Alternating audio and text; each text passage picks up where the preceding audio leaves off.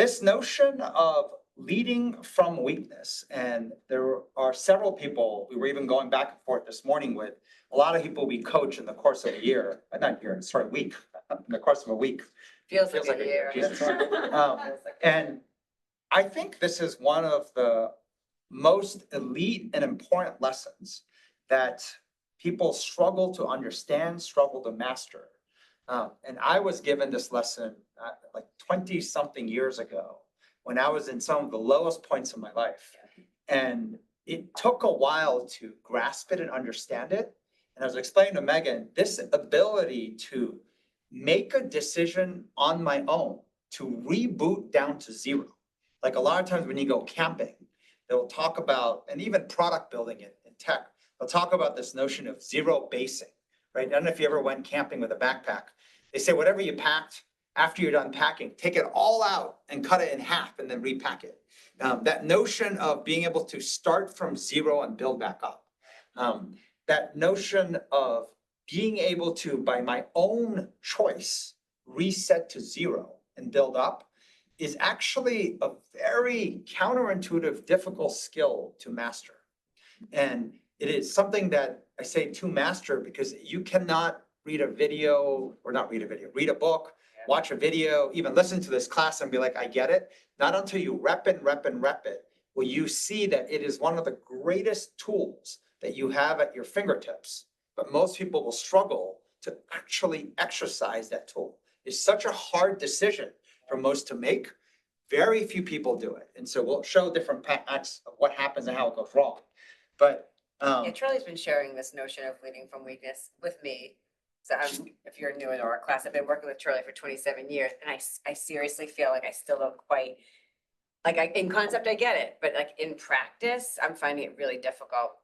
I'm going to share some of the challenges that I'm going through on this because it's very counterintuitive, like you said, because the word lead is, I think of confidence. When I think of leading from the front, leading, and then the word weakness, leading and then weakness doesn't, I just think it just generally speaking, people think it's like an oxymoron. It doesn't go together. So I do think that's why this skill is so counterintuitive. Like, how do you actually lead from weakness? I just, and we're going to talk about what the opposite of that is. Right? And when I think about this notion of being insulted, right?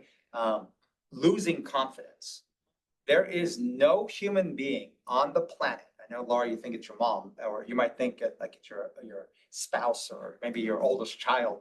There's no human being that is a bigger critic, a bigger hijacker, just a bigger, complete, like submarine in Cape Cod asshole than your own self, to yourself. And that is the part that is hard to grasp, that the enemy, the challenge is it's you.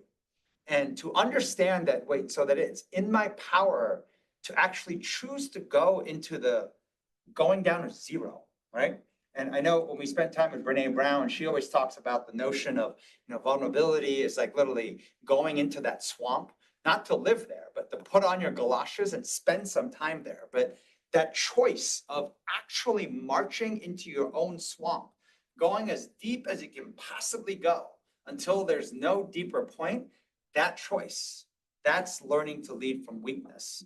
And that is a very difficult thing to do. One last point before we go into the actual lesson is Stan Schrager. He's one of our investors. He was the global head of HR at JPMorgan Chase. And he had shared something early on. He came to work for us a little bit as our head of HR years ago. And he had always shared that in his experience as global head of HR of JPMorgan Chase, which is now the biggest financial firm in the world, he would talk about the difference of junior employees versus senior employees, and how a junior employee, generally speaking, I think there was spent time with the president of MIT, who always called them ignorance and fire, right? A junior employee is great because they have no idea what's possible and what's not. So they're literally just ignorance and fire, right? It's kind of like if you watch the new movie Fantastic Four, it's like flame on. They literally come in and you're like, can we do this? They're like, flame on, I can do it. And they have a benefit on one hand because ignorance and fire has a lot of fear. They don't have a lot of fear. Not a lot of fear. They just don't know what's possible and what's not, just because they don't have life experience. So they're like, I don't know why you can't do it. You're like, because I tried it yesterday and it doesn't work. And then they'll say, well, I bet I can figure it out. And like, so ignorance and fire, so there's a place for that. And I do feel, unfortunately, too many younger folks now, I say younger folks sound so old, That did sound like old, just yeah. figured out how to get depressed and actually lose that fire and come out as a wet rag instead. So I wish that would change, but put that aside. But Stan Schrager from Global Head of HR would talk about senior people. There's something interesting about them. Every time they take a new position, and a lot of times for Chase, they had offices around the world, so he would help them transition from, say, the New York office to like Hong Kong or to Japan or some other foreign country. They would struggle to reset. A new senior hire comes in and they just want to continue the trajectory of their last either department, their last post, or their last company. And he's like, it's never works. They have to reset down to zero. And if they can reset down to zero, the speed that they will take off career-wise is so much faster. A junior employee just takes years to truck along and build the skills and learn how to do all the proper things to add value at some point. A senior person, if they can reset themselves down to zero, like the growth of their career looks like a hockey stick. But the reason why they can't get the hockey stick is they won't reset. They won't go down to zero. And the fear and the narrative they have is, oh my God, I'd be fired if I do that. Oh my God, if you knew what I don't know, versus like, no, choosing to go to zero yourself and then trusting your ability to rebuild back up. And so he would talk about that's the single biggest area he spent time mentoring and coaching senior executives. And just for the life of him, still struggle to get people to reset to zero.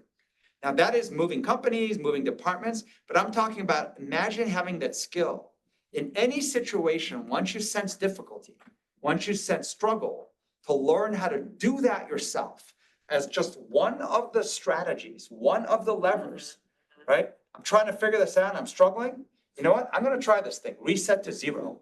Like reset to zero means you are a newbie, right? A noob. Like you know nothing. Like you are literally as useless as a, college graduate coming out and saying, I know nothing, I'm nothing, right? But I would like a job, please, right? Yeah. Like doing that and then building up. It's interesting because you were saying Stan Schrager would talk about moving companies and moving departments. Now in this world, you might not be moving companies or departments, but your job is changing because the world is changing so fast and AI and all the things you have to keep up with. I think that's the part I'm struggling with too, is that I've been here for 27 years, I'm not moving, but it can feel like every week you have to learn to reset at times. Not every week, I guess. I shouldn't say that. I guess if you're not choosing, I mean, you just said two things. You have to choose to go there and you have to trust your ability that you can reset. And There's a lot in it. Like we'll talk a self-choice. little bit about, you Yeah. can feel someone's tone, No. weight, Oh, right? It just, tell me. resetting I'm is, so nervous well, about that. resetting is like a weak word versus I'm talking about choosing to go to zero to come back up. Yeah, Like the emphasis I have is on your hockey stick trajectory. true. But you need to hit that rock bottom, deliberately self-chosen to zero to come But back you're up. emphasizing And I'm saying the it is hockey stick just, growth. well, I'm saying first, it's a lever, like meaning the choice to go to my weakness, to my vulnerability, to my lowest point as one of the strategies that I can play when I'm stuck in something. Like every aspect of my tone and language has a, let's go, right? Like let's fire up. Let's get weak to get strong versus for me to get weak, it means I have to reset. It's giving up all the progress I've done and it's shedding all my brand and cred. Like I'm saying, no, the that's exactly unspoken part. mine. Yeah, I'm not telling you, So- you say unspoken, but it's in the body language and in the So tone. we'll talk about that a little bit too. But all right, so just jumping into this. Different parts, these are just notes from a podcast, but I love this where you are never taken down by others. I know a lot of us believe, right? The reason why you haven't succeeded more, why you're sucking now, why something didn't happen, whatever it is, it's someone's fault. You're never taken down by others. It's always basically self-sabotage, right? I should emphasize the word self here. So self-sabotage, right, is the number one reason why individuals fail. They say it's why companies fail. But you say always sabotage self, which is Sorry. okay. Oh, sorry, what was He it? says always sabotaging Oh, self. sorry. Oh, Sorry about no. that. Sorry, All one right, second. all right. I'm sorry. Many Technical different things difficulty. going on, Sorry, many I don't know things what going happened. on. give me one But second. yeah, the notion of self-sabotage, basically the opposite. So I think what we're trying to say is if you don't lead from weakness, the extreme other end you end up doing is self-sabotage, right? Like, it's basically, think of it as a fork in the road, right? You're gonna learn to lead from weakness, or you're gonna keep building muscles to self-sabotage. And most of us unknowingly choose what feels safer, which is a self-sabotage choice. Yep. And there is nothing more lethal, and especially in today's day and age, PowerPoint has to prepare, which might mean parts of the presentation might be different. Okay, but all right. That's good. All right, so successful repair. All right, so come back in. Self-sabotage. And I think when you start to learn about self-sabotage, you might be shocked. You have self-sabotage, Sorry. so you kind of pretty, Okay, yeah, just love making your live edits. sorry. Self-sabotage. And these are my notes from the podcast. You know, the reason why people do better, the ones who are in the highest set of performance, they just know themselves better. And it's fascinating, the power of truly being authentic, the power of just being yourself. And it's so hard to do that. That like even the most successful have so many insecurities, and the mental chatter, the amount, think about if you have, you know, when you have your phone running too many apps, and like there are some apps that just take a lot more battery, like Waze. I don't know why Waze. If you use Waze on your phone, it just drains your battery at like 3 times the rate of most apps. But like, just imagine the most battery draining app. That battery draining app is your mental chatter related to self-sabotage. And so if you can learn to instead see that and let it keep running as a weakness, but you can embrace it and use it, right? And actually say, hey, you know what? Hey, Waze, I'm gonna like put you front and center. I'm gonna lead from the fact that my battery is gonna drain, and I don't know, like imagine just being able to get empowered by it. You will get more brain back. Maybe that analogy is a horrible one, but which of course the next thing is the Spotify CEO, Daniel, I think is Eck. You're easy to understand, you're easy to help, and of course what I just said made no sense. So let me jump for a second, because there's a thing on Twitter that spread recently that is really interesting. And so I commented on it. It was an article on this guy, Josh Kushner. Josh Kushner, the name Kushner, maybe people recognize because of Jared Kushner. He's married to Ivanka Trump. So his younger brother is Josh. And Josh Kushner, most people had not heard of. And then just recently there's a whole write-up and feature on him. It's like spreading like crazy on the internet. The guy's barely active in social media. And he's the co-founder of this venture capital, private equity type hedge fund company that just came out of nowhere. It feels like out of nowhere. They've only been around for like 13 years, but it's a $15 billion fund out of New York City and is in almost every major tech deal. Like he was involved in Sam Altman from OpenAI, the ChatGPT founder, when he was fired, and helping that whole, like, it is insane, like how much stuff he's in. And it's like, how? And you would think it's because he's related to, you know, his brother is married to, you know, Trump's daughter. Ivanka. Not the case at all. This guy actually wanted to stay out of the media and out of the press. And I always thought Thrive, which I've seen a lot in different investments, was related to Arianna Huffington, who she sold Huffington Post and built a company called Thrive. So I was like, wow, like Arianna's in like all these major deals and just the same name. They're like 9 people. They're really young, 20 and 30s. I think he's like 40 now, but like they built like out of nowhere, one of the biggest, most successful firms, completely hidden. And he never really even gives interviews. He did one of the first ones. And so in the interview, and I was reading it, Rick Rubin is well known for being like the godfather or the guru in like, you know, the music world, performance world. If you fly in here, it's gonna drive you crazy. Yeah, so Rick Rubin, sorry, the fly's not totally in my mind, but Rick Rubin took a meeting with this guy. It's working. So Rick Rubin took a meeting with this guy, and it's fascinating. In the meeting, you know, he asked Rick Rubin about his deepest insecurity, which is, this is Josh now. He's the founder of Thrive, 15 billion firm and all the stuff. And everyone's praising him as one of the most successful, like, you know, like investors they've seen now. And he's asking Rick Rubin that my deepest insecurity is I am unable to explain my own intuition. Like when I make an investment, like I chose to invest in OpenAI, he chose to invest in Stripe. I mean, all the biggest names. He's like, I really felt it was good, but I couldn't explain it. And so what happens if my intuition is wrong? He also had what happens if I lose it, right? Suddenly, like, it doesn't work. Like, I don't know how it's happening. And if you don't know how it's happening, how can I hone it? How can I? And so that's the question he asked Rick. And it's great because he sounds awkward enough. I've never met him, but he sounds awkward enough that Rick gave a great answer and then he had like no response. And then he just left the meeting and his thought was, God, he must think I'm a total idiot because I had nothing to say. But anyways, Rick's advice was focused on learning to be yourself. And I commented here that it's so much harder than it sounds. Anyone who's actually not like in theoretical land, but in the arena, right? As in exposed to actual people, right? Real people, you'll know that to have an authentic voice, to not optically alter what you're about to say and just speak is so difficult to do. And as the crowd gets larger and it's more strangers, it becomes near impossible. And so this was, I just took quick screenshots of the article, but my deepest insecurity is that I have these intuition about things that I cannot explain to anyone. So this is Kushner, Josh asking Rick. Rick's response was this: do you know the biggest mistake most musicians make?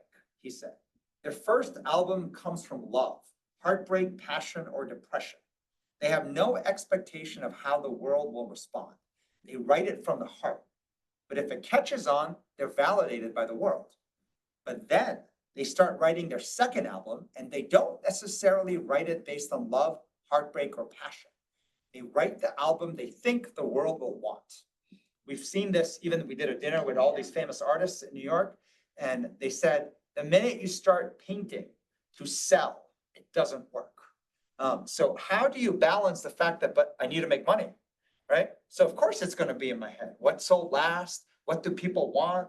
And someone always says, I'll buy that kind of painting, or I'll buy that kind of. I don't know if you're also going to share, this Spotify CEO talked about how a lot of people doing podcasts, amazing. And then all these celebrities said, I should do it too.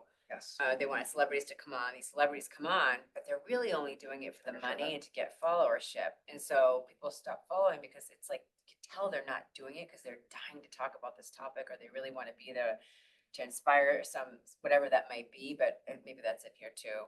But it's true, right? Because but people do have to balance out making money, making a living with doing what they love. Like, isn't that kind of the most common challenge? You want to do what you love, but you know, how do you make money doing what you love? That is, I feel like, one of the hardest things to figure out. Like, how do you do both? Which I think what you're saying is you have to learn to be yourself. And I think people just get jaded as you're yourself over time. Sometimes, you know, the criticism and all that can, you know, make you feel like, why am I doing this? And then you start to do what you think the audience wants and what other people want. And then you're frustrated when it doesn't work, but you actually don't know why it didn't work. Well, it's because you weren't yourself, you know, so. A lot of It would- people don't even want to sit with themselves long enough to know Yes, themselves. yeah, so Sylvia's saying people don't want to Looking sit for with themselves. themselves long enough to, right, that's so- like sitting in the discomfort of like, who am I? Yeah, that question of who are you, do we have that in here too? But So many different topics, but okay, no, yeah, the Spotify CEO is the one who popularized podcasts. Yeah. And so early on, they saw podcasts could take off and be a thing. And so what did? They spent a ton of money, brought all these celebrities and try to create all these celebrity podcasts. And then after just a few episodes, it died. And they're saying that they did it for money, not for love. Yeah. The podcasts that took off were just doing it because they just love it. Like they're just into it. And so that notion of like, how do you find that pathway where through my passion and love, I can learn to actually make a living, as opposed to because I have to make a living, I'm going to create stuff that everyone's going to think, right, comes out of my passion and love, which is of course fake. So this was interesting. The last piece Rick Rubin said was this: my advice to you and your team is to just be yourselves, Rubin explained. Because if you do what you think the rest of the world wants, one of two things will happen. You might be right, but if you are, you won't really know why. And if you're wrong, You'll be angry at yourself for deviating from what is true to your core. So just be yourself, and either you'll be right and it'll feel really good, or you'll be wrong, but at least you'll still be yourself. Now, Rick Rubin, old guy, wisdom, good, but like, I think in practice, you need to break these things down way more than this. It's not as simple as this, which is why, in my tweet, it's so much harder than it sounds. And anybody who's in the arena knows that there is a real balance between all the things that, to get promoted, to make money and whatnot. And so this advice, on one hand, is simple, but it is so difficult to understand. And so I'll come back to the beginning of the presentation, which is all around to learn to be yourself. You need to learn how to embrace why you suck. And I'm using that language purposely because that is how we speak to ourselves when something goes wrong. God, I'm so stupid. God, I suck. And people will say, well, no, change your language, talk to yourself nicer. Like, you can just be adults and be honest. When things go really wrong and you made the wrong judgment call, whether you hear others say that to you or you say it to yourself, that is ultimately where you will get, especially when you keep repeating the mistakes. And the terror of that mental chatter, very difficult. Now, I'll throw in one other piece. This was a guy talking about vibe coding. And I was sharing this because this little part in the middle, it turns out there's a specific thing this guy was emphasizing and what AI is allowing people to do. It allows you to rapidly prototype, try to communicate what you want to do.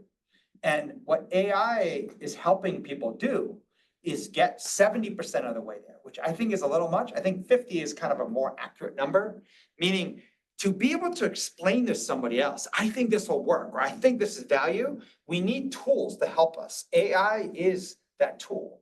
And I feel people are looking at AI as a more advanced version of search and maybe certain things it can do, but the most important thing that it should ultimately help you do is this bottom part. For you to be easy to understand, right? For you to be able to explain not only who I am and what do I want to be, but like, what do I want to make? And from where I'm starting and all, that communication is so difficult. But if you get good at it, you will see feedback, reaction, others coming to your aid. We can't succeed because we can't explain what the hell we're trying to do. And that could be self-development, but it also a lot of times is the mission, the work we're on.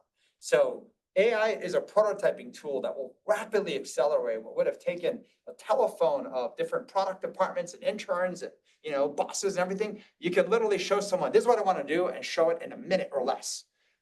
But to be able to do that, what you want to do, not what I think you want me to do, that I think that the world wants me to do. And then it's like, wait, who's doing what? Right. And before you know it, you're coming up in work slop. You're coming up in mediocre crap that the lowest level consultant goes and sells and is now out of a job. That's the skill we end up perfecting by accident, being inauthentic. So a couple of things that we had that sort of like a little commercial break. Oh yeah, this really cool guy we met recently. His name is Jeff Staple. A quote from him. I love this quote. He built a really cool fashion brand that blew up with sneakers back in the day in New York City. Really Staple. cool. It's called Staple. And I've but never heard of it. their logo was a pigeon.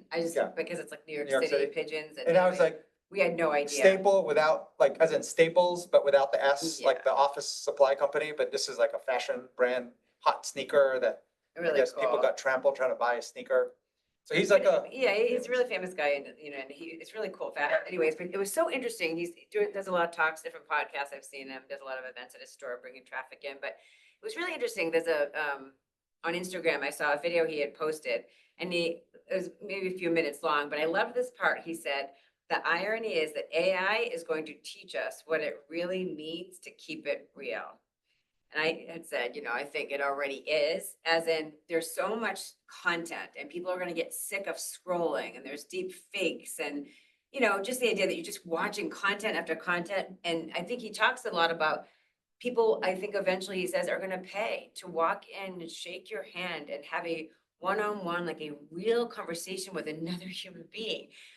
If you think about kind of how it is kind of sad if you think about it, that's actually a place where people might actually get to a place where they don't actually have real authentic conversations with people. I mean, especially kids now these days have a hard time having authentic conversations with other people, but to get to a place where AI is so advanced now that it's going to teach us that real life is where it's real and that everything is going to go into real life in person, more one-on-one, I thought was fascinating. I think it's already happening anyway, but So that's the balance of kind of the AI world. I had shown this Yeah. in a earlier lip class, but if you remember this, it's kind of cool of like studying from 1930 to 2024, how people spent time. And, I know this says online here, but going back, if you look back at 1932, the number one thing was family and then school, friends, right? Neighbors and church. I mean, if you look at the majority, that's like almost the whole thing.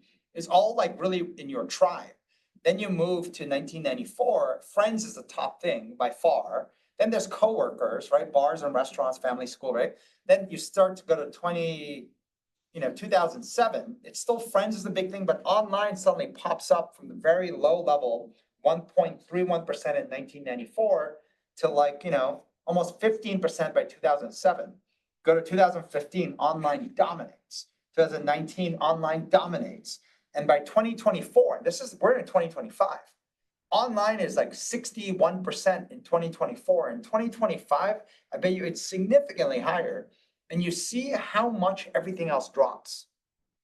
And this was, it was a cool little visual video. And it's interesting basically how the world works though. And I think especially like anything organic, which is what Earth and human beings are, there's an interesting way where sometimes it has to go really extreme to get so imbalanced before it actually looks for the greatest imbalance and starts to build. So all the stuff that's suffering is actually starting to become more interesting. We had a salon recently, a little talk discussion. Someone was saying in the US, the metrics of churches have now reversed. In the US, like people are trying to go to church again. Like flattened and it's trying to go up, which is like, I was like, what? Like, so I guess that's happening too. But so interesting things there. There was an article that just showed up, I think in the last week, Wall Street Journal. Greg had sent this to us. What AI is doing is widening the gap between superstars and everyone else. And the research is finding that employees with expertise, and the question is, what is that expertise? But with expertise, they're just learning to blow past anyone. That it doesn't happen. Like, and we were talking in our staff meeting this week, and if you read it all, like you think about sports stars, celebrities, right? People who get like, sponsorship grants from, like Nike or whatever. If you're Kim Kardashian, you have to go to you can go to a nightclub and get paid $500,000 just for showing up because that draws in such a crowd, especially in the mega clubs like in Vegas and stuff. This is what I've heard. And then there's like, NBA athletes and whatnot. And, it's crazy how much people get paid. But if you think about what's happening now, and maybe Meta from, Mark Zuckerberg and Facebook Meta has driven this, the contracts people are getting to now get recruited to work on the newest infrastructure and basis of AI at Meta/Facebook. There's an article about a guy who was offered, I think it was a 5-year contract for $1.5 billion. One individual, okay? 1.5 billion. There's no sports star that's been offered or celebrity that's been offered a contract that size.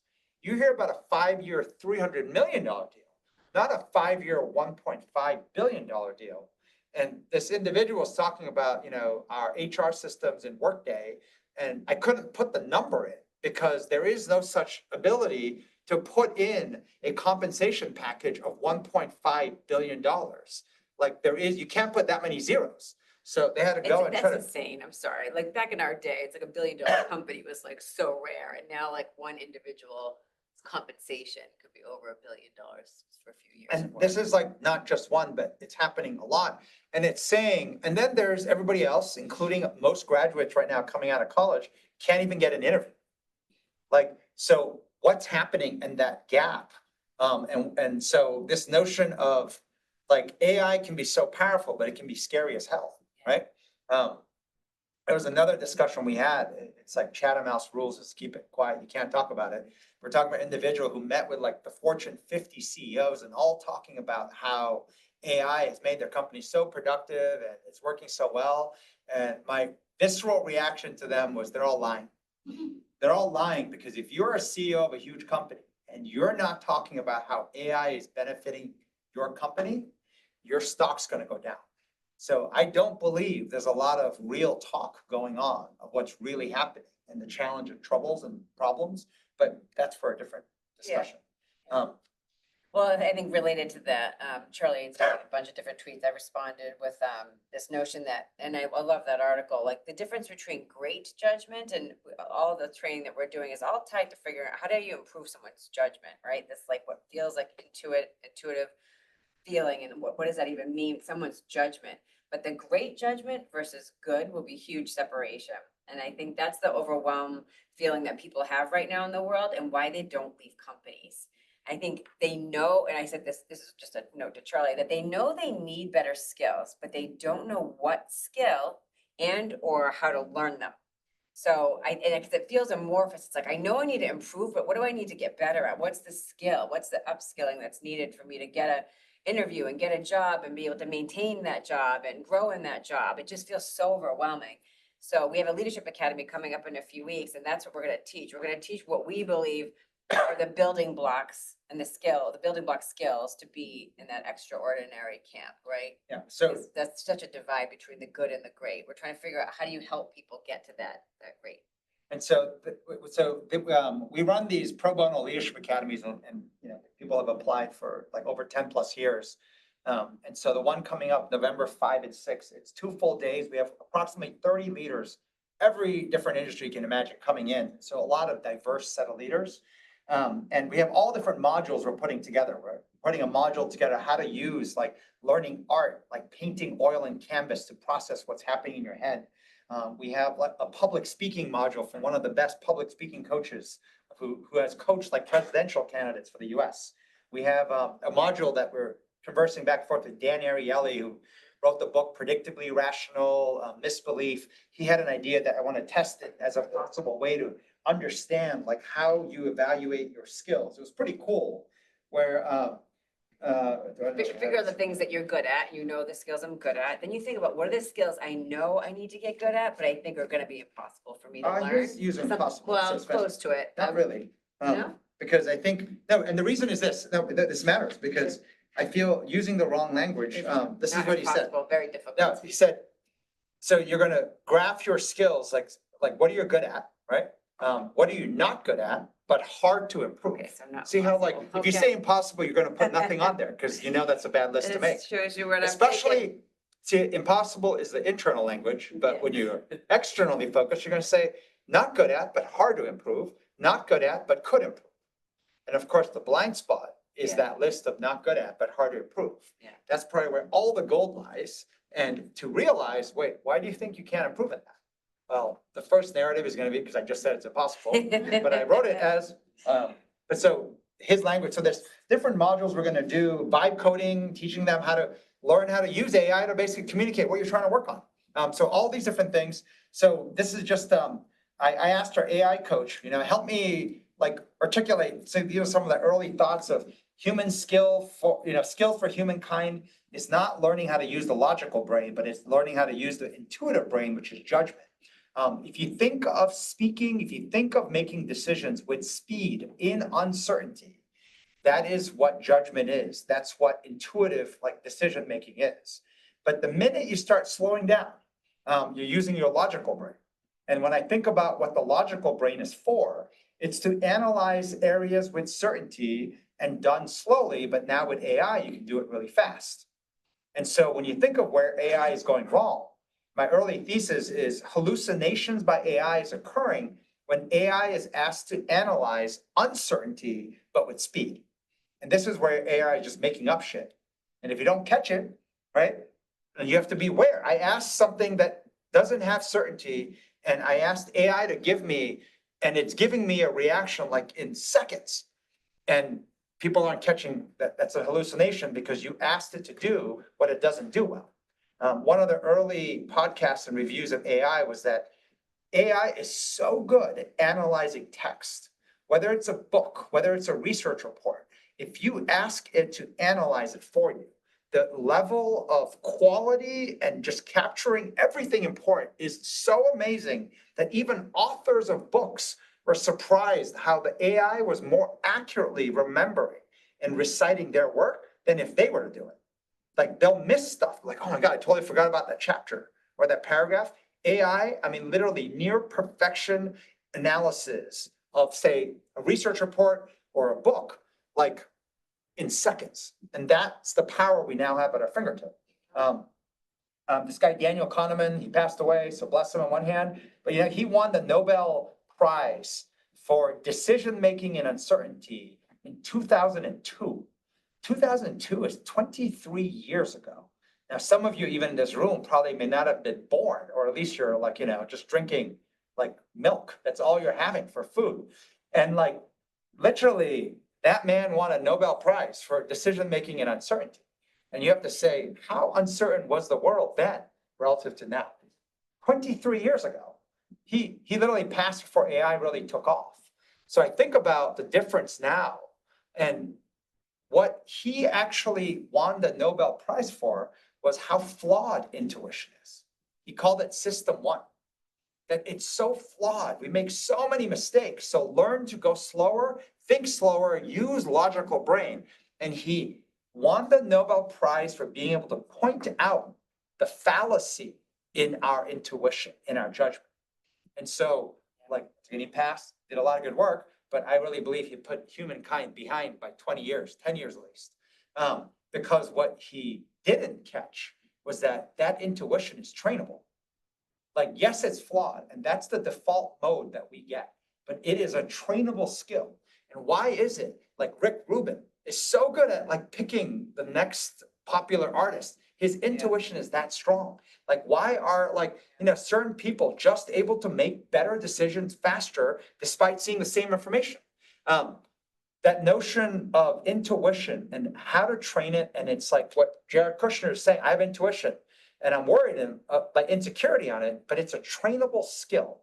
And what's interesting about intuition is it's trainable, but only with other human beings. You need another human to train your intuition.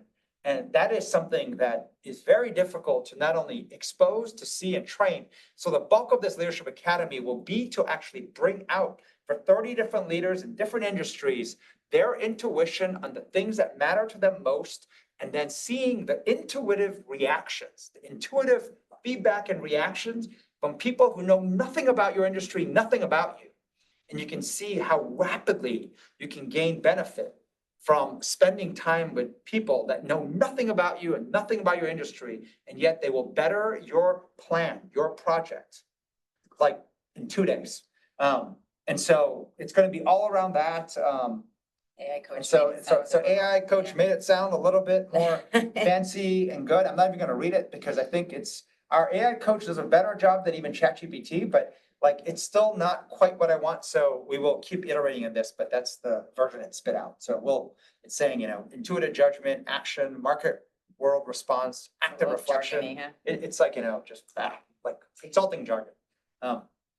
This really quick, if you guys get a chance, Tom is rebuilding our nextjump.com website. This was a section from our About Us page. And so there's some cool stuff. A lot of the best stuff is buried like deep, so you can't find it. So we're trying to figure out how to change some of that. But the company itself was founded in 1994. And what's interesting about all our leadership and practice knowledge, I talk about how we have accidental expertise. It was never something we wanted to build a business, nor considered ourselves to be experts in.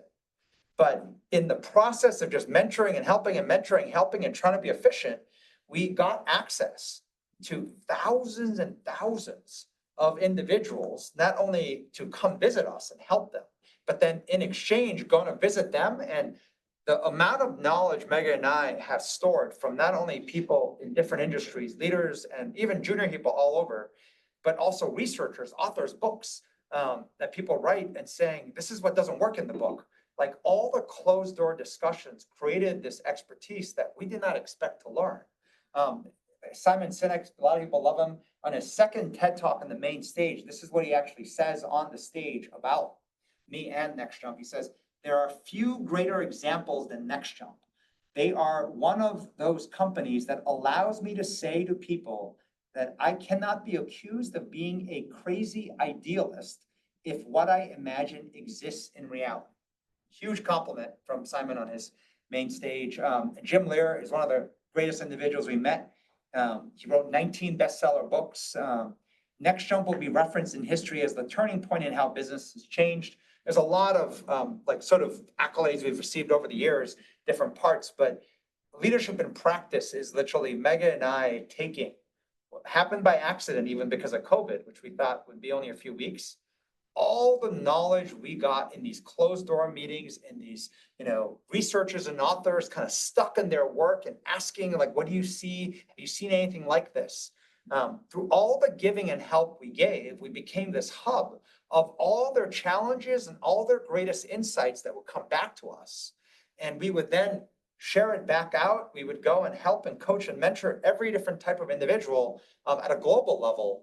And when COVID hit, we're like, we have some time. Let's just create an online class. And here we are, 256, lip class sessions later. And this was, 5 years of weekly classes. And the curriculum is literally being created every week on the fly based on what happens in the week. And then little do we know that AI would come along and it can analyze every single class that we've taught and then got built into training data for a thing called AI Coach. So if those of you who want to try it, it's our attempt to democratize and make free all this knowledge. We think education should be free just at a general level. So instead of writing a book, you can access our 20 years of all these closed door meetings and all the who's who of people all put into weekly leadership classes for 5 years at your fingertips through a thing called AI Coach. And if you email aicoach@nextshop.com or use the chatbot, like it literally is like reading a book, but then piecing the exact part that's relevant to you and just spitting it back at you in less than a minute. So please use it, try it, and but we're going to keep improving on it. But so that's just some of the stuff there. And the website, if you see things you like, don't like, please let our team know, because especially Tom would love more reaction and feedback. And then I'm just putting this up because we're running an interesting workshop today called Sip and Paint. So we have one of New York City's top artists, Ezra Cohen, coming and teaching us how to paint on canvas. So and I don't know why, but nude models is where you have to start your painting skills. And I was first opposed to that, but then there's something about it, which by the way is not I never painting. understood it, but it's like shadows. But and it's like, things. but it's like learning to paint like, an ankle, and not like, what you Let's might hope think. that's what people are But- painting. But you can choose what you choose to paint, but we're learning how to paint as the first half of the exercise. The second half is a leadership exercise we built in what we call Module 2. It was all around understanding the narratives and stories in our head. We initially called it Baka, be a kid again. Understanding the stories that make you like joyful and happy, but then understanding the stories that bring you trauma and pain. And to visualize those stories from childhood and recognizing that is what's driving our decision making. This is the next iteration of that, but instead of, it's kind of like Pictionary, you Yeah. can't use words, you can't choose numbers, but you're going to split the canvas in half and then paint 2 halves of what's in your brain. So you can start to try to express the emotions and stories that are making you spend energy, have courage, be curious, playful, like to desire to do great things. Versus what are the stories and images that do the opposite, create fear, shame, blame, frustration, make you freeze. Like think of all the negative stuff that's happened and will happen. And so to understand and see the imprint of what's happening in your head via canvas. So we're running this exercise around 20 people. If it works well, we're going to add it as a module into Leadership Academy. So we have all these easels and canvas. So we'll see what happens. And if you drink a little wine, we assume that might let it flow better. And for those of you who don't, kombuchas or something sparkly to just give you a little extra hardship. All right, leading from weakness, right? How to place your brain back. Back to the class, back back to to the the class, class. back to the class. I don't know if this was as relevant. Jensen from NVIDIA has obviously talked about a lot, but he was just talking about how, look, I don't love every day of my job, But basically pain and suffering. His point was all around pain and Yes. suffering. He says, I wish upon you greatness, which by my way of saying it, I wish upon you plenty of pain and suffering. Now, it's almost like he's in his heyday, so he can say Yeah, anything, and yeah, everyone's like, oh my yeah. God, wisdom Wow, up the yes. wazoo. Yes. But there is a lot of truth to this, that how do you see the most difficult things in your life as the beginning, the gateway of becoming great? But to be able to go through that gateway, you have to be able to embrace it. You have to be able to accept it. You have to understand it. And you have to even choose to go into deeper levels of that pain and suffering so that you can go towards greatness. And most of us instead have trained ourselves. It makes me weak, makes me mentally unstable. I'm fragile, right? It could hurt me. I lose my confidence, my mojo. So we kind of dip a toe into it and then we go back, right? So most of what we've done is use skills to calm down our negative chatter, right? Let's meditate, let's suppress it, let's breathe, let's go for a walk, maybe go watch some comedy. Let me forget about it. The problem is the stuff doesn't disappear. It's your own mind, and you're wrestling with the single biggest asshole hijacker that exists, which is actually your own mind fighting you, that self-sabotage. And so I'll come back to kind of this quote of, I wish you greatness by wishing you plenty of pain and suffering. And it's like, wow, spoken like a old dad, right? Or a grandfather, right? And yet there's wisdom in here. So how do we unpack this? Tim Ferriss and this pod show, David Senra, now like built this podcast that's become top 10 called Founders. And it literally, he's just a little dorky looking guy. He looks kind of a little bit like Greg, but and Greg's obviously less dorky. But, yeah, they kind of look similar. But he just studied biographies of people, like 400 plus people dead, people alive, right? And I like this little portion that came out in this conversation that, you know, when you get to a place where you're like questioning the meaning of life and doing that, this can't be my life, right? Like that, like kind of place of defeat that we do in our head, that is actually a powerful motivator, right?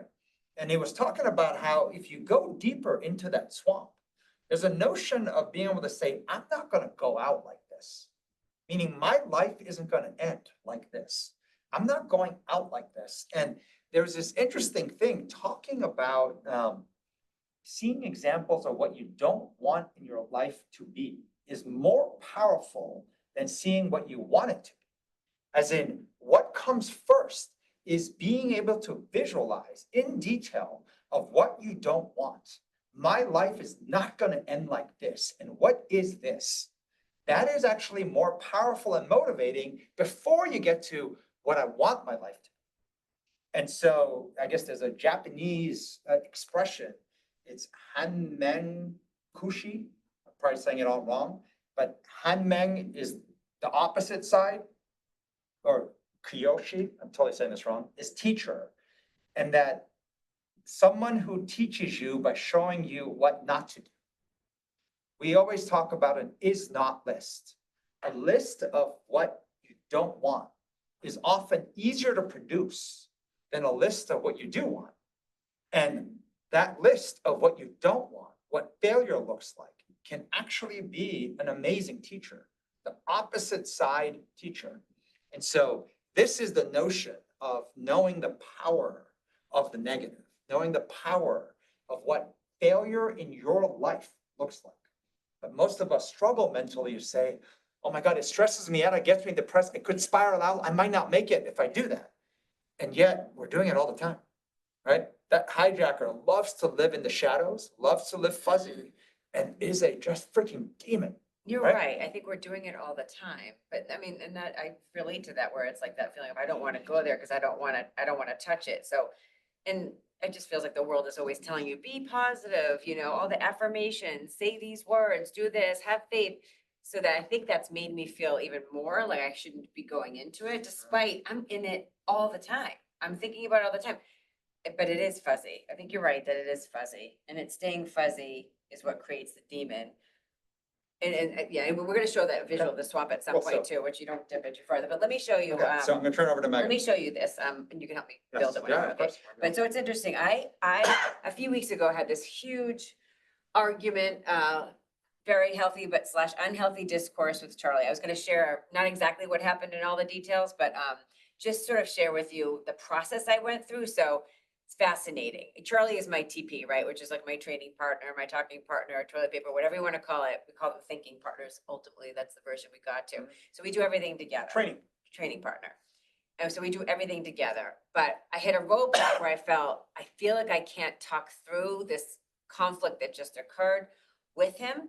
And so I said, okay, I feel so much like frustration, shame, whatever you want to call it, that I don't want to call my husband and talk about it. Definitely don't want to call my twin sister, my mom. I'm going to get coddled. I'm going to get language. I just think it's not going to help me. I didn't really want to talk to the team here because I was like just wrestling with it. And I eventually did share this with our team here. But I was like, let me go to the AI coach. Like the idea of sit by myself. They always say, dealing with it by yourself, like it can feel good for a minute, but you need to talk it out with another human being. But I was like, I feel like I can't talk about it with another human being right now. I just need a hot minute. What should I do? And I was like, I'm going to ask the AI coach. So this is actually the prompt I put into our AI coach. I said, how do I deal with shame? By myself or with others?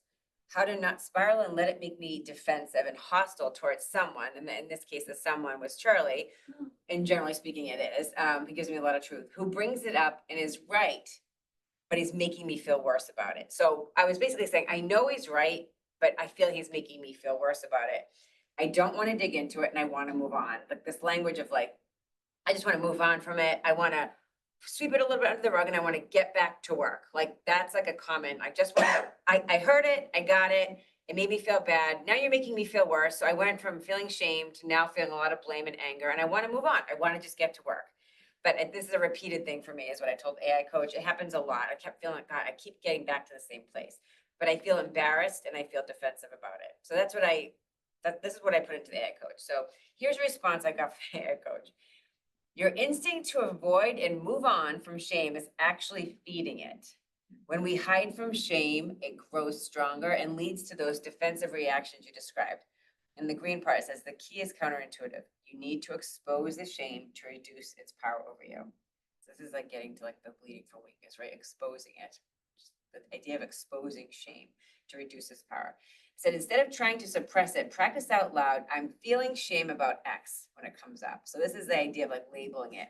The simple act of naming it or labeling it, whether to yourself or trusted others, starts to diminish its grip.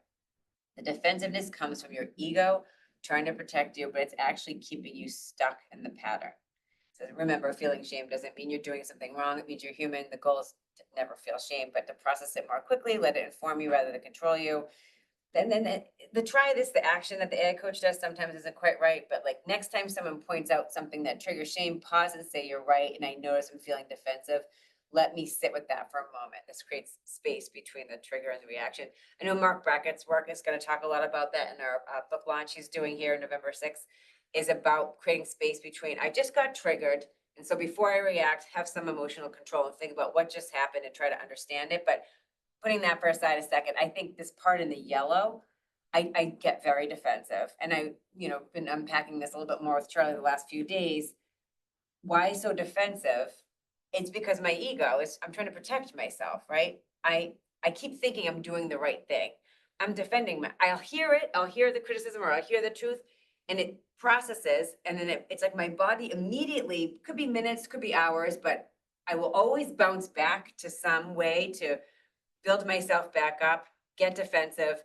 And it is it's a protective thing. And I do it all the time. It's like completely in my automatic. I think truly sometimes it's not even in my conscious. I don't realize I'm doing it. I'm starting to become a little bit more aware that I'm doing it. Yeah. Oh yeah, sorry, I'll do it. So then the next question I asked, I just kept going back and forth. I said, this is totally exposing what was going on in my head, but I shared this with Charlie. I shared with our team here. I shared with Greg and different people. What if the person that brings, I don't know if that's what you guys are thinking, but this is the next question. What if the person that brings up the shameful feeling won't let it go and keeps talking about it after you've admitted it? I don't want to keep talking about it. Or maybe, and then I said, or maybe I don't feel that shameful. So maybe I really don't feel that much shame if I just wanted to move on. And it's not as big of a deal, but they're making it, as in Charlie is making it a bigger deal than I realize it, with consequences and frustration that I don't understand. Like, so maybe there's something more in there that I don't understand, but my tone here is, maybe I don't actually feel that much shame. maybe I'm just more pissed off that he's making a big deal out of it. And I don't really get why this is such a big deal and why we can't move on from this. I don't know if anybody relates to any of this or not. I'm just sharing with you what was in the, okay, people are nodding. I appreciate that, Chris. Okay. And so the AI coach said this: your resistance to continuing the conversation might signal there's more to process than you're willing to acknowledge. When someone keeps pushing, it's often because they see an impact or pattern you're minimizing. The instinct to say, I admitted it, let's move on, can be a defensive mechanism to avoid deeper examinations. Instead of viewing their persistence as an attack, try shifting your perspective. And this is the part in the green. What if they're seeing something important that I'm missing? Your different assessment of the situation's severity could be exactly why it keeps recurring. I thought that was like, when I read this at first, I thought, oh God, I feel like that way with my kids. You know, I've had a few episodes where I am trying to teach them a lesson. They don't get why I'm so upset. It's because I'm like, oh, that is such a bad habit. Lose that now when you're 10 versus, you know, you have to learn this lesson when you're 30. It can have more grave consequences. So that's what it made me think about, which is like, as an adult, I know something and I can't quite explain why it's so important, but I want them to hear me. It says, rather than shutting down, lean in with curiosity.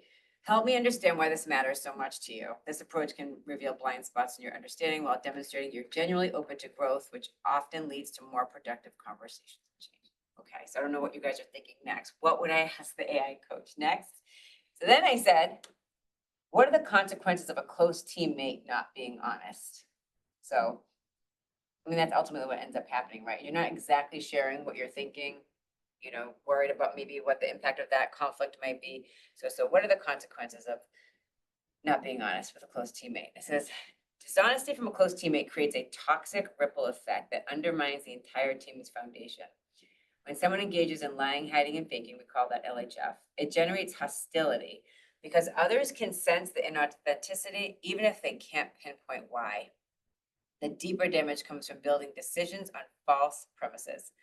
So when people aren't authentic, conflicts arise over misunderstandings rather than real issues. This leads to wasted energy fighting phantom problems. That led to a whole conversation this week about like energy waste. Like, my God, the stuff I spend time and energy on that isn't a real problem related to the mission we're on, I can make up fights and arguments and conflict instead of addressing actual challenges. Most critically, it destroys psychological safety. If this is a tough one, right? If one person isn't being truthful, others start calculating their responses too. It's super contagious, right? Creating a cascade of inauthentic interactions. And then in the highlight pink, the team loses its ability to innovate and solve problems effectively because real thoughts and concerns stay buried under diplomatic facades. Holy crap, did this AI coach like just throw shit in my face? Was that the last one? There's one more. Oh, there's one more. I can't remember, you guys. I can't remember. I didn't read it right before I came in. I must, I think, okay, Deborah, okay. The next prompt, I put in action too fast can see. You know what it is, you guys? I know what the wrong thing, I know what the right thing is to do in some cases. And so then I'm like, but it's gonna come across inauthentic if I do it. How do I do this authentically? I was truly trying to figure out if I action too fast, it will signal inauthentic and not a full understanding of the problem. So now what? Like, what do I need to do? Because what I could do is say, you know what, Charlie, here are the things, I did this, I said this, what I mean, I could find a way to kind of chip through and actually act like I get it, I'm sorry, this is what I learned, like there's all this stuff. I'm like, God, this is gonna make it worse. So what now? It says you've hit a crucial insight. Actually, because you know what, I did ask it something before this. It did tell me all this stuff to do, and I was like, oh, that's no good, right? Like jumping to action. So it says you've hit on a crucial insight. Rushing to action can be another form of avoidance. While action is important, authentic change requires sitting with the discomfort long enough to truly understand the impact. That's what Sylvia, you were just saying about sitting with discomfort. That language of sitting with discomfort. My first thought was that I don't want to sit in discomfort. Like, who wants to be in discomfort? I want to move But on a physical level, I will sit or I'll go to the gym and I'll be in discomfort and I'm like, yes, this is awesome. I'm growing, I'm building, I'm whatever.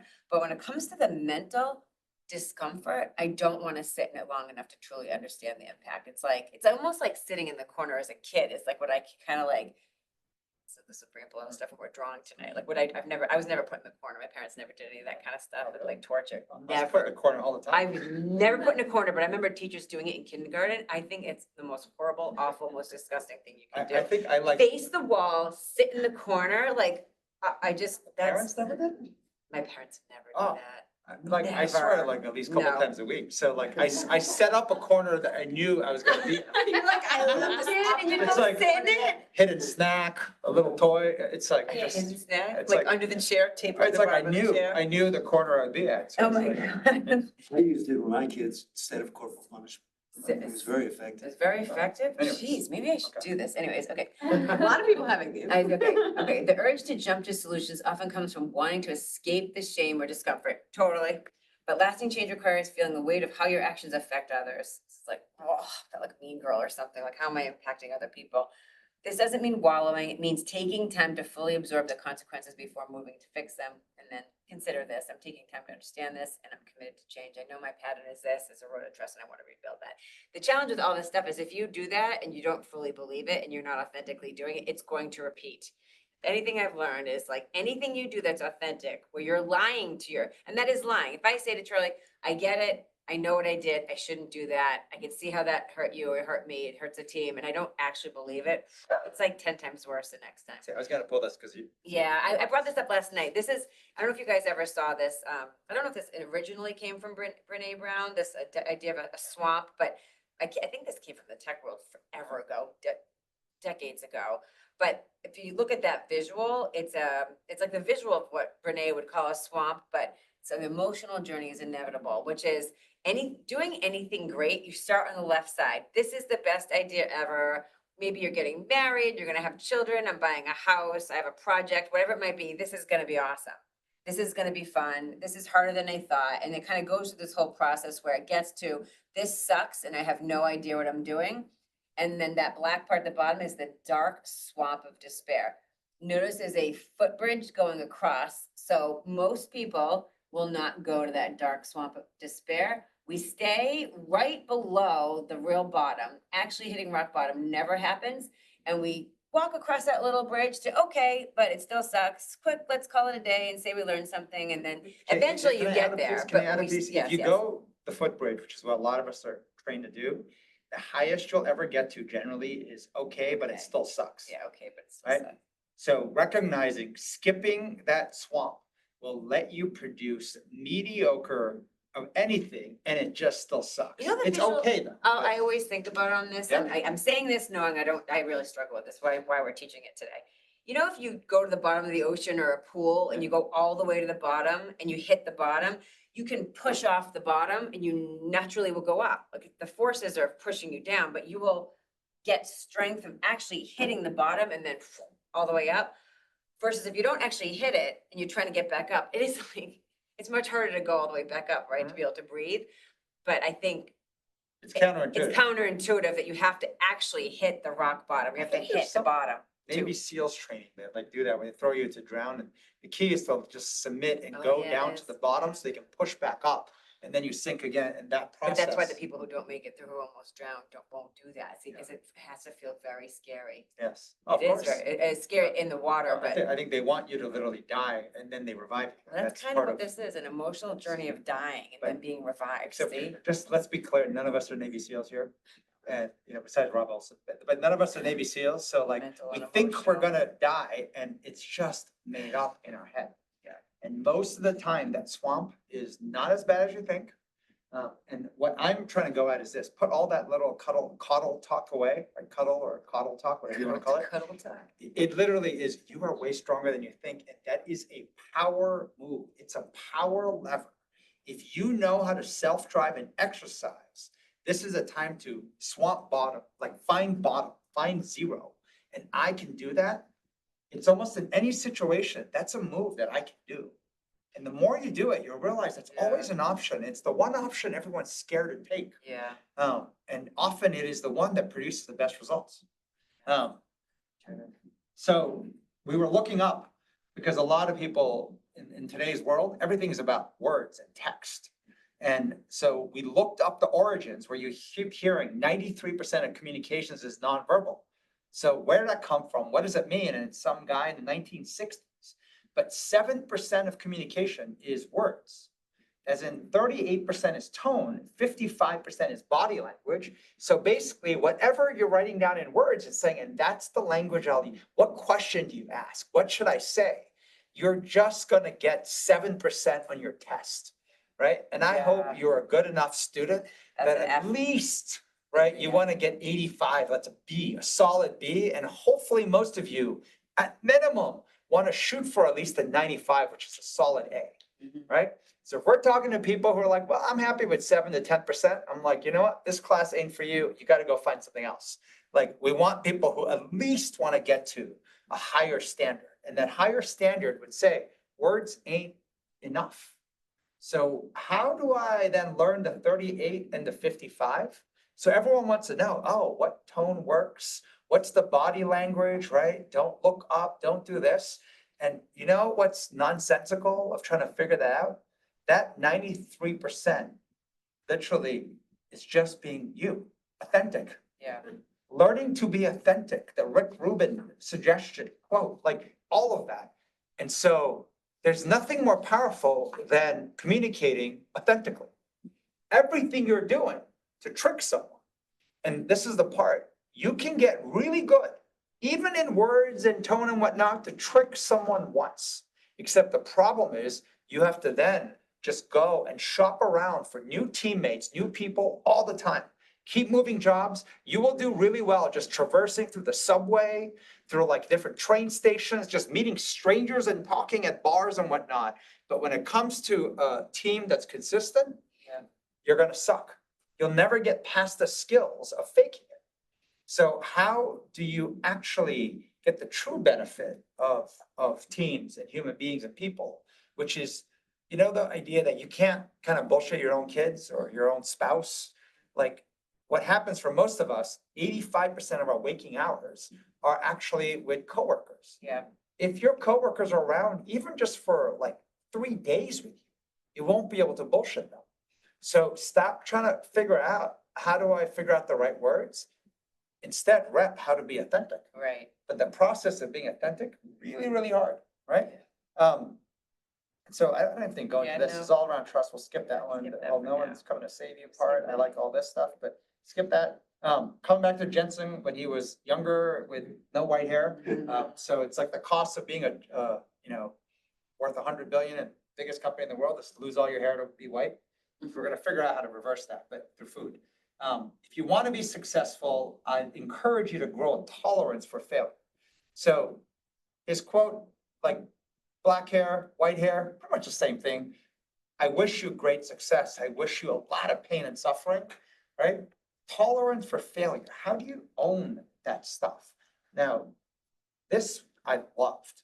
This was someone talking about asking a mentor. I was reading. I had a mentor once, not some guru, I think MF is like motherfucker, right? A legit psychopath, right? I love his psychopath. He's a mentor, Jesus. right? Psychopath who built and lost 2 empires by 40.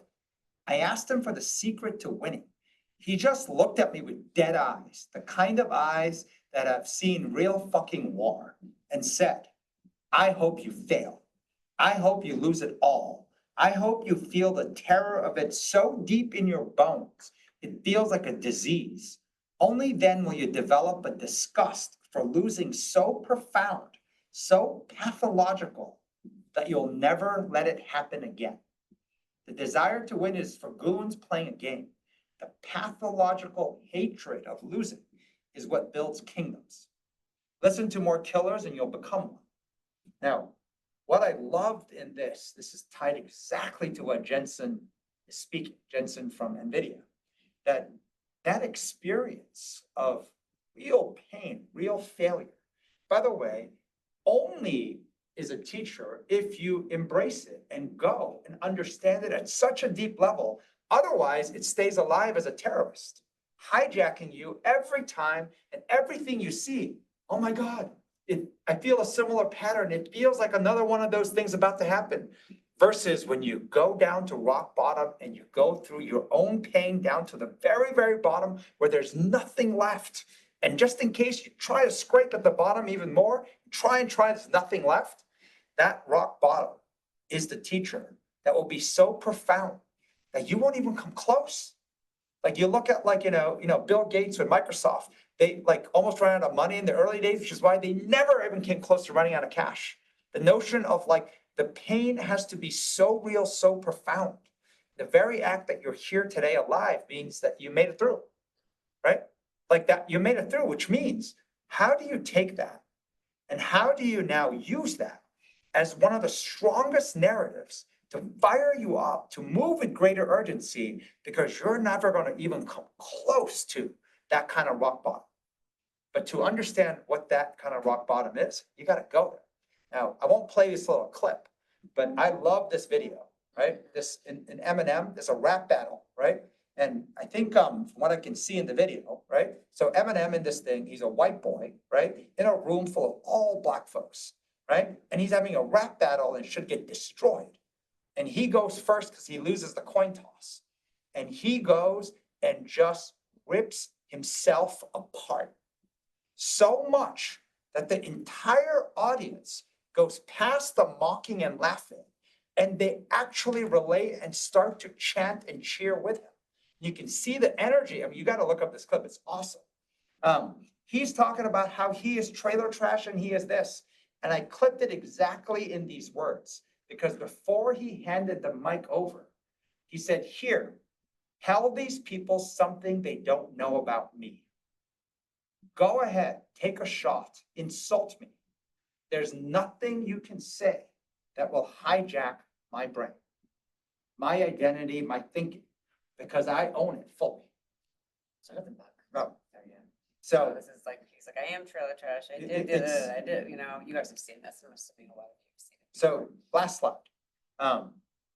There's a choice, right? Failure is almost always, and now more than ever, self-sabotage. But the opposite of it, of self-sabotage, is leading from weakness.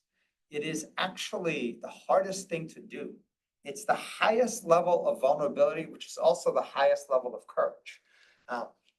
This is something, by the way, you need reps and reps and reps and reps. And if you do enough reps, you will unlock a level of power and strength that you may have never touched in your life. So Yeah, it's interesting because there's a tweet you sent me earlier, but was somewhere in this, it's a class, that it is actually a choice. Like, people are never ready to do it. You're never going to be ready to do it. It's just a choice to do it. Remember Yes. that one? I think I posted that I this don't week, remember but that exactly, but yeah, and by the way, please follow Yeah, us on it's- Twitter yeah. and Instagram. yeah, Just so you know, it's odd where we've been in stealth mode for how many, 31 pretty much the years? whole, like, 31 we years. are tech CEOs who have deliberately chosen to have almost zero footprint. Barely know how the stuff works. It's like, Well, I feel like, I mean, I know emphasis. enough, but Look you at know the what I mean? emphasis. No. Facebooks and whatnot, No, Instagram, but barely. Like I've never been on LinkedIn, neither has Megan. I've never been on Facebook, never been on, and so the only thing to sign up early on was Twitter. And like, it's something we made a choice only as of a week ago. We are actually going full force. If you want to engage with us, even continue discussions from this class, please Yeah, that's go where to do it. Twitter for me, Instagram for Megan, and we would love to live engage, connect, answer questions and whatnot. But for that, anybody here have questions, either in the chat or you can Yeah, unmute. there's I some can jump to questions in any here. slides if you like. I don't know if there's any topics, maybe turn to the Zoom room and then we'll go here. Tiwa already has one, but before we go to the room, we'll give preference to the digital community first. Anybody want to unmute? I know Steve Show and bravery. Greg, Steve and Greg, but anybody else? Go ahead. Yeah, this is Greg. I had maybe one kind of reaction and then one one thought. Curious to get your point of view on. But the one just makes me kind of think about trying to tie some of the threads together was this kind of you didn't bring it up, but this kind of the belief and the reality. So more like the Stockdale paradox. And yeah, I don't know why it hadn't dawned on me, but that power of even in the belief of, it's almost like there's two sides of that. There's like the courage to say what you want, like in the Josh Kushner's example, like he like wanted to invest in Stripe or whatever the companies were. Yeah. But then there's the other part of like what he really doesn't want. and that there's power in that, and you know, to be able to courage on that. And clearly in the reality, there's like good things that are happening and there's the ugly side of happening. And so it just, yeah, I hadn't thought about it like that till you were kind of sharing that example. Greg, just because only it just made me think about it. Can I just show you? I just happened to have this exact conversation with some random stranger on Twitter. And it was commenting on, sorry, give me a sec. Let me just get there. Mouse is stuck. What's that? No, actually, Greg, because sorry, can I just say this? Right. We were talking about the whole notion of who you are. You need to know who you are and what you want. Aren't you saying now who you are, what you want, but also what you don't want? It's not just Well, what. my takeaway from what Charlie was saying is that there are two levers of that, and to kind of get what you want, sometimes it may be you know, powerful to like go deeper into what you don't want. Yeah, no, I agree. I'm just saying, because, this week we were talking about who you actually are. You need to know two things: who you are, like truly who you are, which is hard. That's all self-awareness. And then what you want, like what do you actually want to do, Mm-hmm. you know? But it's true, like you need to know what you don't want. That is counterintuitive. And that actually is more motivating, right? It can be more motivating what you don't want because you don't want to lose. So that can make you even more motivated than what you want. Yeah. What do you look Now, looking for, because it's a kind of apropos, someone was talking about basically how to be a man, right? And I commented like kind of why men tend to make these reckless moves and fail, which is in this exact topic. Sorry, I'm just finding it real quick. Sorry, find it. Sorry, it's like, it just reminded me of exactly, I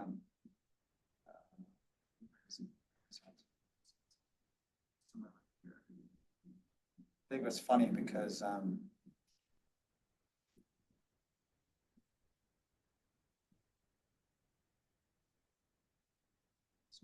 Interesting, Greg, you also said it dawns on me listening that it'd be comforting for me to say I got it and I understand as a way to avoid examining deeper what's underneath. And I think there's just habits, right? It's like just starting to become aware of these habits that we do, like starting to actually see, wait, I'm doing that. Why am I doing that? You know, to like slow it down. Yeah, and I think there's like sometimes a signaling that like I hear you and Yeah. I kind of understand, but there's, you know, there's an element of like truly kind of examining kind of your patterns or why it's, you know, This is what happens it's to me, hard, Greg. it doesn't feel productive, and it's Yeah. a process. And Like I might hear it in the moment or say I understand in the moment, right? But then later, somewhere later at night or even overnight, it's ruminating in my head and I'm thinking Sure. about it and I don't really understand it and I don't really get it or I don't want to. But if you don't share that or say that, then everybody believes that's what you do understand, right? And so then this is where it's tricky because the next interaction, if it's clear you didn't understand, it's like, wait, then someone like maybe like a Charlie has to say, wait a second, I don't think you understand. Then you feel called out. And then this is where the shame starts, like, and this is what led to the AI prompt, right? Which is, I feel shame, but maybe I don't feel shame. Maybe I just feel blame. And you just go into this, like, it's awful, which is why ultimately, if you could get to a place of that true self-awareness or self-examination or just introspection, whatever you want to call it, you have to want to do that, right? Because that is a hard thing, but you ultimately be able to solve your own problems, right? Or make it easier for other people to solve because you're just being honest. Like saying, you know, I said I understand, but I actually don't understand, you know, and I'm trying to figure it I thought I out. could find it quick. Okay. But it was someone talking about kind of be a man, 100% man is pretty much like absolute belief and all that stuff. And so I commented saying, actually, the whole Stockdale paradox, right? Success comes if you can ground your belief in reality.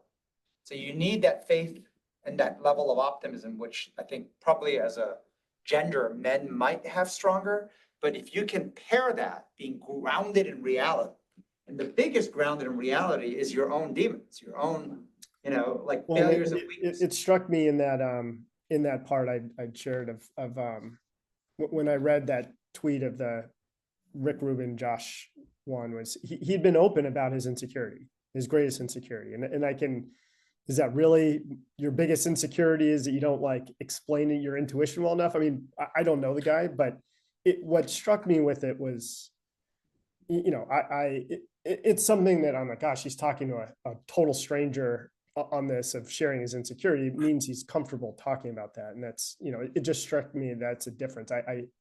I struggle to examine my own insecurities. What are they really? Challenge them, expose them.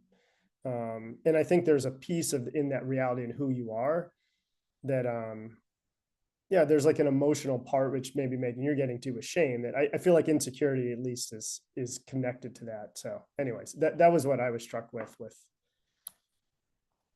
The part, it's an old slide, but such a good one that we've used before. We have the recipient one. Is this. This was all the work in studying the human brain, that being authentic is actually easier. Being inauthentic is actually hard.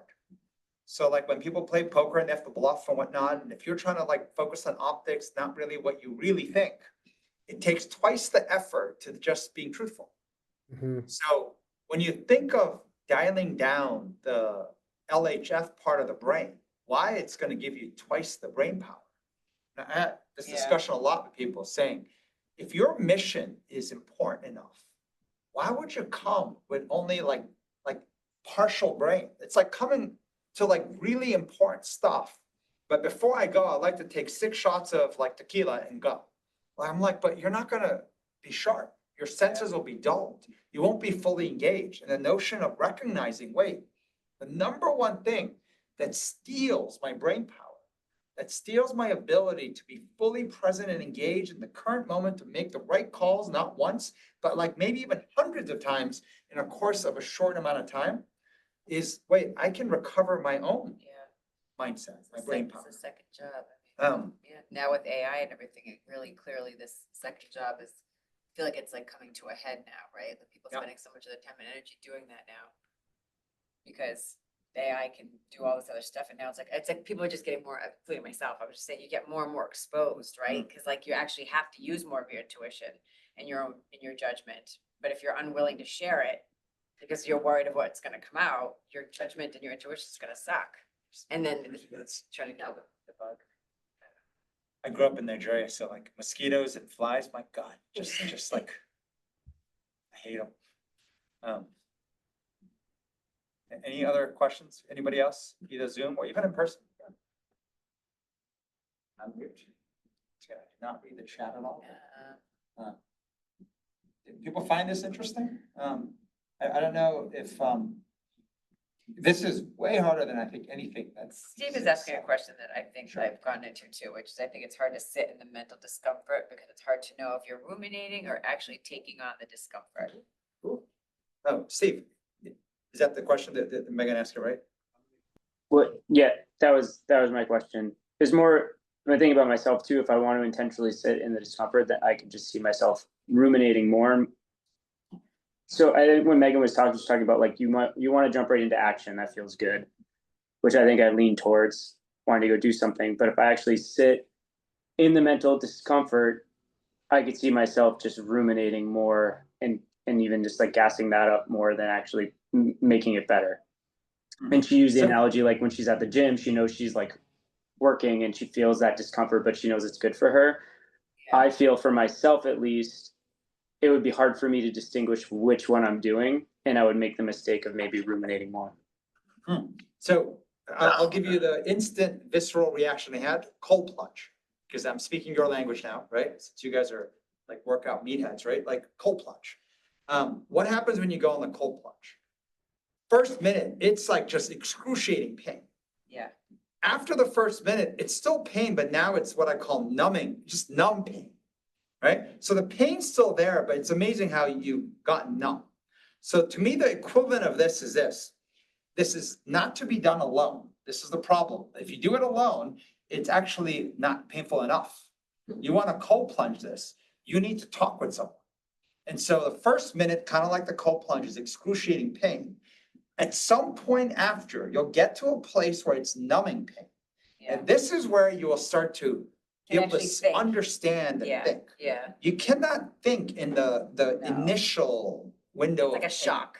Yeah, the It feels shock like- pain, yeah. it's like just all your, I mean, the whole, first time you cold plunge, like we really like had, as a team, we had to draw straws. That was the last one. So it was like, I was like, I just watched everyone like with their screams and it just kind of got No, worse we in my did head. scream, which is freaking you out even more. You're like, Well, "That's so, not like- that bad. We're doing like- longer." And then you were like, No, but we "What?" set a goal thinking 1 minute's like the top goal. And then says Kathy goes in, it goes like close to like 45 seconds. She's like, what's the maximum we can do or something like that? And I was like, she's trash talking me. She's trash talking.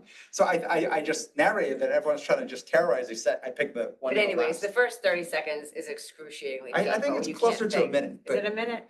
but maybe it's 30 Maybe, seconds. maybe. But you're also It like depends. better at it now, Depends. right? The point being, That's how cold it is we outside. don't get past that excruciating pain. Yeah. If you can get past it, Yeah, we eject. it's the Yes. numbing pain is where you can now start to see. It's like when insights. Dash went in, he jumped into the cold plunge, our bartender, he jumped in and hit the water and bounced right back I out. actually have a video of it. That's, You would think he's a cat, like the speed that he jumped in and popped out. I was but like, that's actually that's a really good analogy for what happens on the mental side. I jump in, I'm in it and it feels excruciating. And I think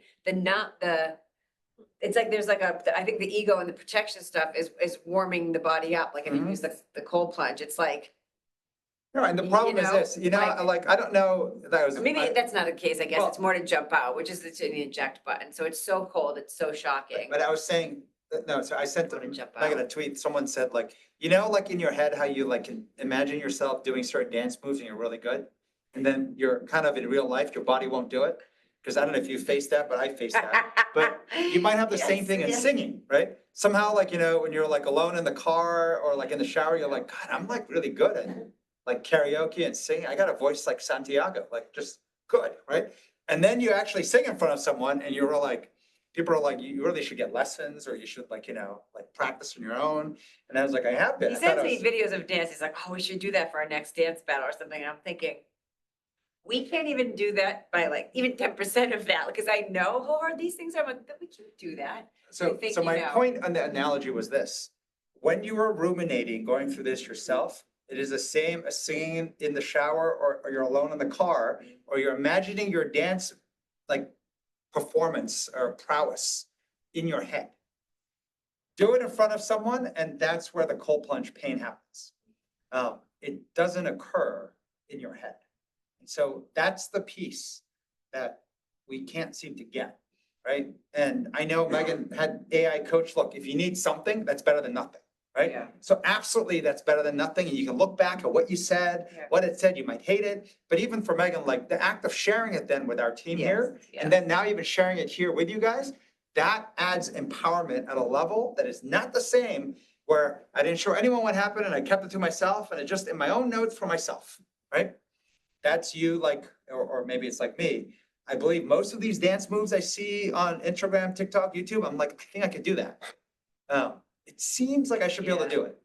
But Yeah. somehow when I do it and I think I'm doing it and then Megan somehow has a video of it and says that's not close. And that's when I realized, oh God, I'm horrible. That truth, that reality, it's like cold plane.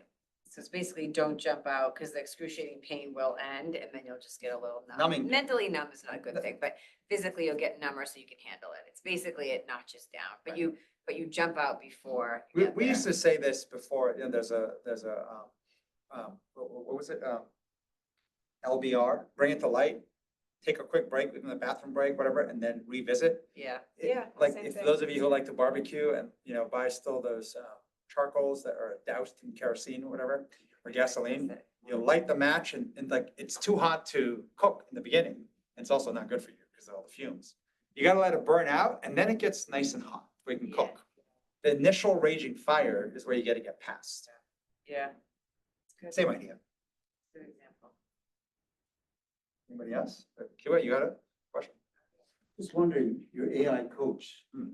what are the privacy guidelines? I mean, if you put something in AI, is it private or is it recorded? Is it because if I know it's private and not recorded, I'm more likely to put all kinds of weird stuff that I don't want everybody to know about. So there is obviously, this is not just a topic for us. So we built it with all the privacy and security, but I think ChatGPT, and there was an article I read even recently, like even with some of the AI, like federal prosecutors were able to indict someone using their input of, discussions with AI. So with that in mind, yeah, like, meaning we can't not comply to the laws, but we're building everything. And I think ideally, I've encouraged our tech team to build it in a way that we can't even unencrypt it so that it would have the highest tier. I don't think we're quite there yet, but it has all the highest level privacy, security, so it will be secure with you. But I think there's a part where if you're going and having a whole discussion of how you want to really murder someone and all your plans and this and that, like, yeah, it could be used against you to federally indict you. But there are some apps like WhatsApp, even the feds can't get into. So So there are what- some apps who have built, I know, even higher security. I don't believe our team has quite done that yet, but I would like our team to Well, you get can there. answer that if you had Right, nothing. actually, different, I don't unless, even unless know. Kwame and Krista Or know, wrong. they're in the call. That's accurate, it's not quite there yet. But that's the direction we're getting our team to go so that, even no matter what, you can't, like, get to it. So, for example, if I put something in and I ask AI something, your AI coach, which I have tried, Mhm. can you access the answer of my question? No, I'm looking at, No. But you're saying if the feds We've set it come, up so we can't see it internally, right, but there are legal mechanisms where. Right. it but with could- WhatsApp, even the feds can't get it. We're right, so we're working, or Chris and Kwame are Right. working towards that. And also I know with iPhone, Yeah. when the If it's FBI, individually encrypted, then you can't get it. Right. by the way, before we go, Monica was asking more about the how with the swamp, like you're asking about it, like you get the what, it sounds, you're saying. if it's you want to do intuitive. something criminal, But the please how. don't use AI coach. It's not gonna be very Yes. good for you to hide your crime. But anyways, the how, going into this whole swamp, I think this is where I was saying, it is a choice, right? But you have to bring it to light with another human being. Isn't that what you're saying, Shirley? So we're gonna go into this more even this leadership academy that, think about the intuitive brain versus the logical brain and recognizing when it's shifting from one to the other. If you pause, you're now starting to put logical brain. The minute you start actually, so speed is one of the best tools, and we believe it's a foundational training tool to make sure you're staying on the intuitive brain and everything you're doing and you're saying and even your actioning is training intuition as opposed to training the logical brain. The logical brain, I will tell you right now, you cannot compete against AI and win. So if you want to go back, 20 years and act like you're the math wizard or you're the best at memorizing stuff, or you're the best at reading a block of text super fast and summarizing a book report, I was like, that's really great. And you can write a little novel about how the world used to be. Just today, it's useless. In fact, and you can't win. So like, you'd be an idiot trying to compete in that sphere. That you should just use the latest tool and get the benefits of the latest tool, which is AI. Train the other brain, this is the part. So how to stay in that side is first, you gotta go into uncertain stuff and move with speed. But the best training is with another human being doing exactly that. And you'll see where it falls apart is if another human being is going logical, Yeah. right? And there's many ways they do it. Let me think about what you said. Right there, they move to logical brain, which is now them processing. What is the answer you want me to say? What's the thing I can say so it doesn't create a fight? Or what can I say to make me sound like I know what I'm doing? Or how do I get out of this conversation? Suddenly, it's like you're not doing, Yeah. intuitive brain sharpening against intuitive brain. You're going intuitive to logical. So how to stay and hone your intuitive brain is you need at least another person. And ideally, over time, it becomes that same training partner. And two intuitive brains hitting back and forth is as far as I know right now, the best way to train that. And if you train it, I believe it is the human skill. When Megan said in the beginning, this notion of, AI will widen the gap between superstars and everybody else. We're going to teach what we believe are the building blocks, the skills to be extraordinary. It's finding and unpacking the building blocks of how to train your intuitive brain. So, Can I add something Yeah. to that? Please. Just from, you guys are speaking it in your language, but I have like a language that's getting translated in my brain and also in my experience of doing swamp diving Yeah. and then iterating after, whatever we can call it. Well, let's call it swamp diving Instead of today, cave diving, right? swamp And diving. then iterating with someone on the other side of that. I don't use meditation to feel better quickly. That is not what I have historically experienced meditation to be useful for. Instead, it's been a really effective tool for me to swamp dive, to get out of my logic, right? Because thinking, that mental chatter, is logical. The brain wants to make sense of things. So when you start ruminating, when you start beating yourself up, that's like it's training, it's a lot of other things, but it tends to be in logical, even if it is abusive and irrational and all of the other things, right? So through my meditation practice, which is to drop into a place that ultimately is more creative, but not necessarily enjoyable, uncomfortable, but it is creative, right? And in the creativity and in being extremely uncomfortable, sometimes other things come up regarding my problems, especially if I'm working intentionally with an issue, right? With something that's haunting me, with something from the past. In the meditation, you'll think Yes, of something that ahead you're of time, doing I will ahead of totally, time. yeah, I will set an intention, Okay, let what's the it go, intention? discipline the mental chatter, Yeah. so that I can drop into the much more creative place that exists in everybody, Yeah. which is part of the collective unconscious, right?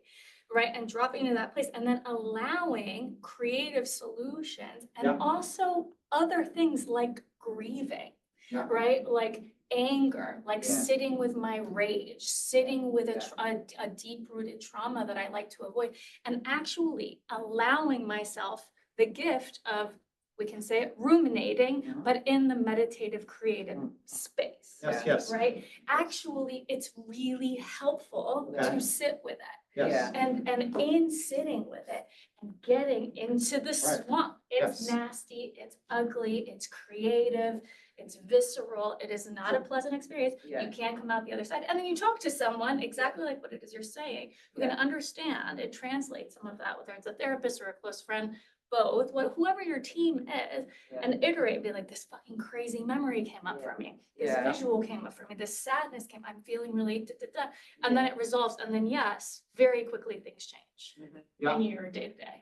So by the way, I'm trying to figure out for today's sip and Yeah. pain class, how to take this, just 10 slides down to 2. So I'm not quite there yet, but, this is some of the stuff I have, the Daniel Kahneman stuff, but I had a couple thoughts, Sylvie, to what you're saying. Let me just write this before I forget. It's very exciting. I was No. getting very excited listening. Oh, good. No, it's so funny. I No. never, when meditation specialists say, set your intention, I never exactly, but the way you just said, like, your intention is like what you're dealing with, like, what's the stress or the trauma or the, Totally. whatever that thing is, you're Not dealing with like, the I want to ugly. be peaceful. Yeah. That's a nice It goal, has a but brand it's for I like, wanna be Yeah. peaceful. I'm really Just angry get to a at my happy mother. place. How do I not feel so angry at my Right. mom? So Right, like, right. I like right. this thing here, and we were saying like this idea of, to understand in our brain, what's real versus not real. What's an updated mental model versus an outdated mental model? And so, Yeah. we're gonna try different things, including using, Mark Brackett's mood meter. So when you think of something, like what emotions come up, but, the idea of ladders of inference is basically this. But when I was listening to what you said, the whole logical brain makes sense of. So there's 2 parts of make sense of. There's make sense of, especially if we have to share it, someone else can see it, that gets filtered so rapidly through this lens of optics. Makes sense of in a way so that I will not be overly judged. I should be applauded for being vulnerable enough, but not so much. They think, oh my God, you're a bigot, or like, oh my God, you're like, didn't even go to school, or whatever it might be, right? So this notion of how to watch how quickly we drift into that logical making sense of versus if you can do it with speed, it's like almost watching like a movie. The flashes of things happening, can I capture it? Because now that's my intuitive brain for whatever the situation, it's like a fast forward of little movie clips. And what are those? And we're gonna try to get people to paint that on the good side and bad side. And so that should be interesting. And so in the new culture tour, I was trying to build this whole thing about, the sequence matters. Speed comes before bold. Truth comes before optics. Self before others, the team. But I also had, hard stuff before you go to easy stuff, and then you're gonna do worse before you get better. But this notion of understanding these sequences, so even in this, we shift to the logical brain so quickly, making sense. But the reality is the intuitive brain is working really fast to make sense of everything. If you can capture that If you can see it, you can share it, you can paint it, you know, that's where you start to now dive deeper into understanding, why is that happening? Mhm. Why is it every time that comes up, like that, like happens? Yeah, so that, And yeah, to say that I might not be right, yeah. but that's what's happening.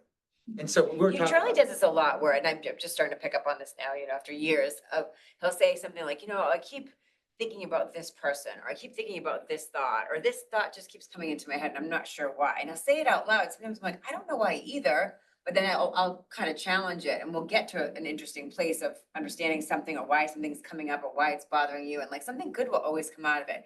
I don't do that. I don't think, oh, I keep having this thought, or this keeps coming up for me, and then being curious about why that is. I'm more judgmental of why that is. Like, well, it's something that bothers me, but then I'll have a mental model. Can't deal with that now. Put that in the bucket for later. Like, I just put it somewhere. Not like, why is that happening, right? And what is it telling me? And is it true? Is it still true? Or was it true 10 years ago or a year ago? And has something changed? Like, talk about being more curious. I don't add a lot of curiosity. I have a lot of judgment on all those thoughts. right, so this was the tweet. A lot of that I- fixed mindset. Someone had, tweeted, like, or X, whatever you call it, but, realizing you're not the voice in your head solves 90% of mental health problems. I have a disagreement with that in the sense of, I always tell Megan, like, I always say, listen to your voice in your head, but then question and challenge it, ideally with transparency. Like, why do I keep thinking about X? Why do I worry about Y? Why do I want Z? And so then Megan wrote back, yeah, you do this well. I never do that. Realize when you said it yesterday again, asking the why does this come up? Why do I think about this out loud? So I'm aware and can hear it too. If I'm curious about it, will be less shame too, versus sometimes I don't bring it up because I'm either not aware, or I don't like what it's implying, trying to avoid it. That notion of like, these things happen very fast. Why does it keep coming up in my head? Why do I keep waking up with this thought? Like, and to try to dig in, and it's not to say it's right. It's just that it keeps happening. And until you like understand it and spend time, like you'll keep doing it. And then you'll start to find patterns of weird shit. And then before you know it, you'll like conclude on stuff that's inaccurate. And so there is a thing with intuition. You have to first spend a lot of time not only understanding what's happening in our reactions, but then like getting to a place of accepting, like that doesn't mean I'm bad or I'm broken. It just means that's what's happening. And then if I can understand it is how I change it. But most of us don't spend the swamp diving to understand it. So it literally stays in like that's what happens and that's just who I am. And so then you attribute it to something really like idiotic, like, well, it's because I'm Filipino and I like that. Or because I'm this, and like, it's stuff that just isn't accurate, Right, it becomes right? fixed. I'm a guy, that's why, or I'm a girl, that's why, or like, I'm older, I'm younger. It's like, no, that's usually not it. So, all right. I hope that was a good class. I hope you guys liked it. I had a lot more slides I wanted to do, but usually we can't get to it all. We're gonna run leadership and practice from our Boston office next week. So we will be there, but we will still see you and we will have a lot of interesting content. I don't even know what it is, but please go to Megan's Instagram, go to my Twitter. Love to continue discussion, dialogue. You can also direct message us there. So yeah, please let's continue the discussion. Thanks. All right, thank you. Thanks for letting me attend.